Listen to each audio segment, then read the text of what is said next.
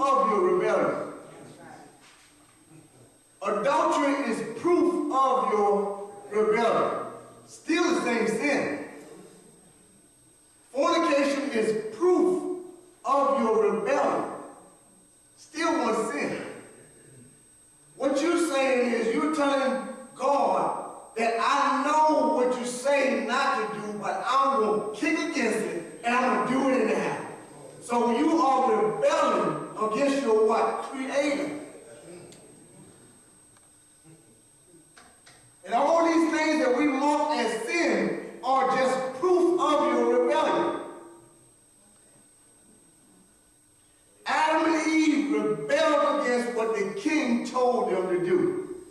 And how many of us have rebelled or are still rebelling against what the king has told us to do? But see, religion tries to get us to measure sin. This is a big sin, this is a little sin. If you do this one, you ain't too bad. God don't mind too much. There's only one sin. And you know he told you not to do it. It's rebellion.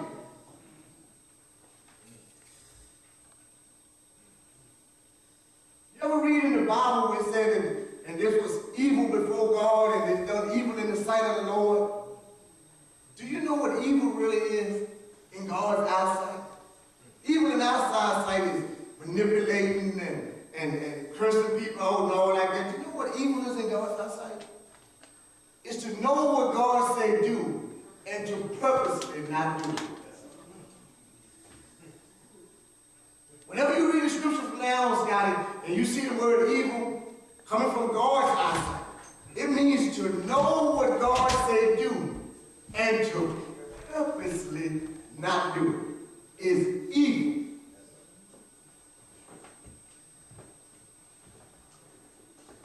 To know. And there are some things he tell you not to do that he don't tell me not to do. That's why it's got to be, we got to live from the what? Inside out. God tell me to go buy my wife a new car. And I'm tight. And I choose not. You think this is based on this? God, I heard the voice of God. He said, go buy your wife a car. And I start living from the outside in. So now if I pay this for that, that's going to take my account down to this. And it might seem insignificant, but that's evil.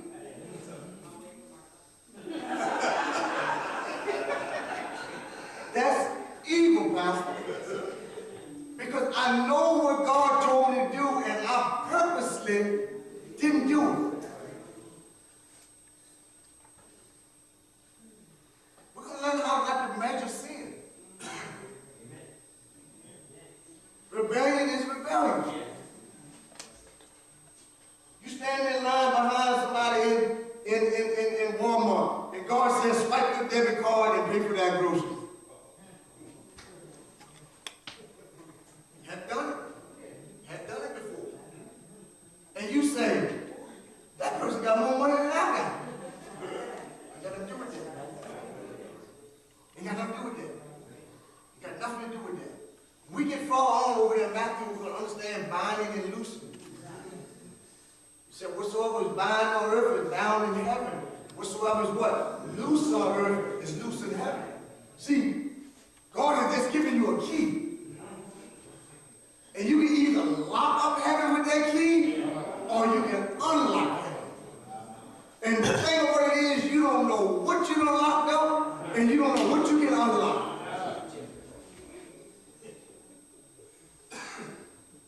Obedience is a key. It's one of the greatest keys in the kingdom.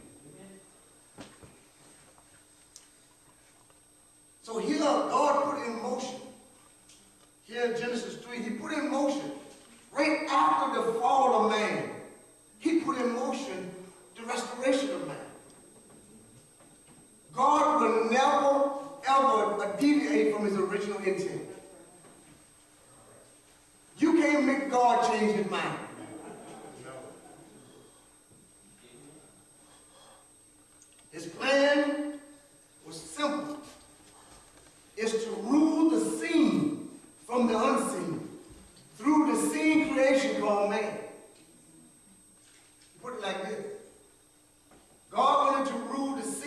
the unseen, through the unseen, through the seen.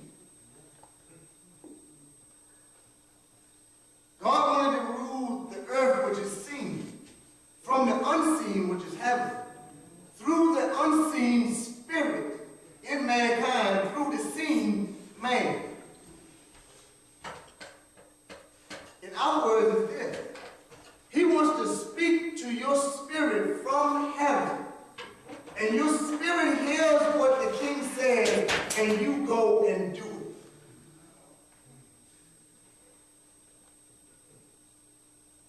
That's what he wants, Pastor. He wants a group of people, or a species called mankind, to hear his voice from the unseen heaven, down speaking into the unseen spirit in a man, on the seen earth, and you will obey him and not even see him.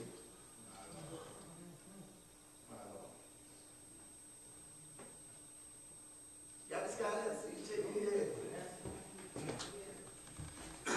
It's just like this. It's like me standing behind this board. And I say, Pastor Gerald, can you come up and point to the first thing that you have on the board? Could you come up, Pastor Gerald, and point to the first thing on that board? I'm unseen now, I'm not seen. And him on the scene has obeyed what I have asked him to do without him seeing. Amen. That's what God wants. It's simple. It's simple. It's real simple. It's real simple. But we have made it hard. Because the greatest challenge in life is knowing what to do.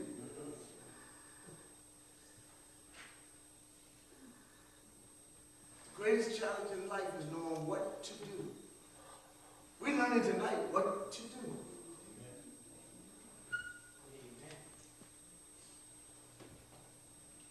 That's his plan. He never, ever. Satan cannot make him leave his plan. Ain't gonna happen. Ain't gonna happen. If he had to destroy the whole earth and start all over again, what many plans and devices in a man's heart, but nevertheless, it's the purpose of God that shall stand.